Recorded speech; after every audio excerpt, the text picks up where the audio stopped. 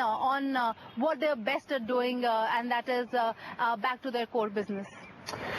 Ruchi, now the other story regarding Ranbaxy, that's the one you're tracking as well. What's the update there after that EU fine that was announced a day back or so?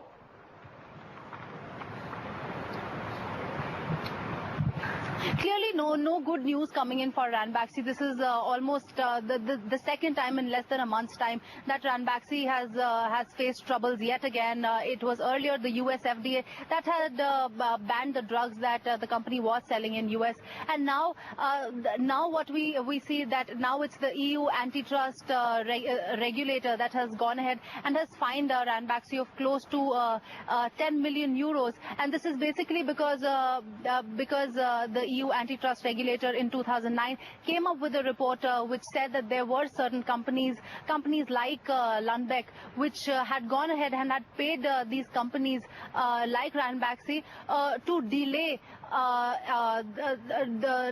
the generic version of the drugs that they were supplying in the market, which had actually which actually resulted in almost a 20% rise in what the customers were paying when they were procuring their medicines. Yesterday, in fact, we caught up with the MD and CEO of the company, and he told us that though this was something that was expected by the company, but the company is disappointed with the decision of the EU antitrust regulator. In fact, they said in the statement that they had misapplied the law and they misunderstood the facts, and the company will go ahead and in fact file in an appeal, though we still don't know when this appeal will be filed against the EU antitrust regulator. However, clearly no good news coming in for them.